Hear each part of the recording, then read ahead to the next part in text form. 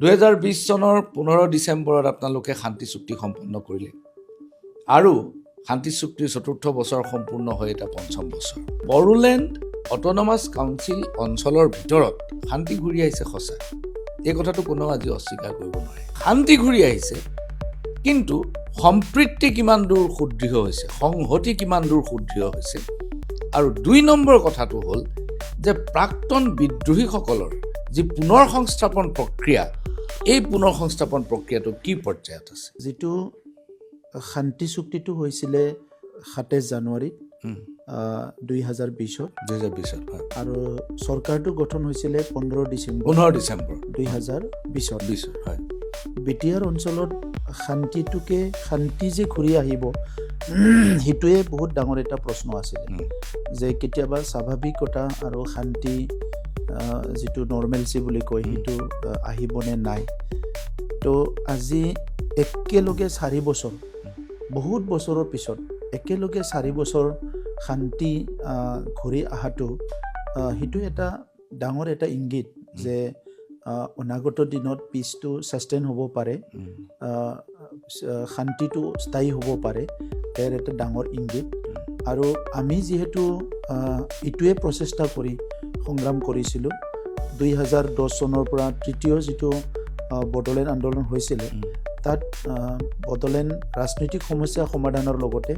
স্থায়ী শান্তি প্ৰতিষ্ঠা কৰাটো এটা উদ্দেশ্য আছিল আৰু অস্ত্ৰমুক্ত সমাজ গঢ়াটো এটা উদ্দেশ্য আছিল গতিকে আজি স্থায়ী শান্তি আহিছে সেইটো সকলোৰ কাৰণে ডাঙৰ উপলব্ধি আৰু সম্প্ৰীতি বা ইন্টিগ্ৰিটিৰ যেটো কথা আপুনি কৈছে ইয়াত মোৰ আন্ডাৰষ্টেণ্ডিংটো এনেকুৱা কি প্ৰায় অসম চুক্তি যেতিয়া হ'ল 85ত অসম চুক্তি হোৱাৰ পিছত 87ৰ যেটো বড়ো আন্দোলন আৰম্ভ হ'ল ইটো হ'ল separated movement but before that 1967ত পিটিসি জন্ম হৈছে আপুনি সব কথাই জানে আৰু 1967তে নিখিল বড়ো ছাত্ৰ সন্থাও জন্ম হৈছে তেতিয়াৰ পৰাই আমাৰ আন্দোলনটো চলি আছিল এই সময়ত উদয়াচল বিচাৰিছিল plains tribal council of Assam ইয়াৰ পিছত যেটো হ'ল যে ফুল ফ্লেজেড সেপাৰেটেডৰ কাৰণে বড়োফা উপেন্দ্ৰনাথ ব্ৰহ্মৰ নাম নেতৃত্বত যেটো আন্দোলন হ'ল তো তেনেকুৱা এটা দীঘলীয়া সময় 87ৰ পৰা চুক্তিও তিনিটাকৈ হৈ গ'ল তো এইখিনি সময়ত বিভিন্ন কাৰণত কেতিয়াবা ৰাজনৈতিকভাৱে ক'বাত ভালকে ডিল কৰিব পৰা নাই কেতিয়াবা কমিউনিটি কনফ্লিক্ট হৈছে আদিবাসী বড়ো সংঘাত হ'ল বড়ো মাইনৰিটি মুছলমান সকলৰ লগত সংঘাত হ'ল এইবিলাক বিভিন্ন কাৰণত আমাৰ ইন্টিগ্ৰিটি যেটো সম্প্ৰীতি সেইটো দূৰ হৈ নাইকিয়া হৈছিলে তো সকলো কিন্তু ভুক্তভোগী বড়োসকলে সংগ্ৰামৰ নামত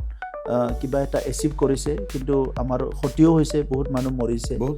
আমাৰ লগত বসবাস কৰা বিভিন্ন জনগোষ্ঠীও বহুত তেখেতসকলৰ ক্ষতি হৈছে তো সব সাইডতে আমাৰ কিবা নহয় কিবা সৰু যদি লাভ হৈছে একে সমান ক্ষতিও হৈছে তেনেকুৱা আমি প্ৰায় 30-40 বছৰ কটাব লগা হৈছে কিন্তু 2020 চুক্তিখন আজি প্ৰধানমন্ত্ৰী ডাঙৰীয়াই বাৰে কৈছে যে হিটো ডাঙৰ এটা এচিভমেন্ট সফলতা সাকসেসফুল তো ইয়াৰ মূল কাৰণটো মই এনেকুৱা ভাবিছো যে এই চুক্তিখনৰ পিছত মই চুক্তি হোৱা সময়তে কৈছিলো যে এই চুক্তিখন কাৰো কাৰণে নেগেটিভ নহয় অনলি পজিটিভ এণ্ড পজিটিভ তো সেই কাৰণে এই চুক্তিৰ পিছত আমাৰ 2020 চনৰ 15 ডিচেম্বৰত যেতিয়া চৰকাৰ গঠন হ'ল তেতিয়া আমি 3-4টা মূল টাৰ্গেট ৰাখিলো এটা হ'ল শান্তি সেকেন্ডটো হ'ল সিকিউৰিটি নিৰাপত্তা আৰু থাৰ্ডটো হৈছে আমাৰ ইন্টিগ্ৰিটি সকলো জাতি জনগোষ্ঠীৰ মাজৰ সমন্বয় কৰিব লাগে আৰু ফৰ্থ বাট ভেৰি ইম্পৰ্টেণ্ট যে যেটো ফৰ্মৰ গভৰ্ণমেণ্টে নহওক কিয়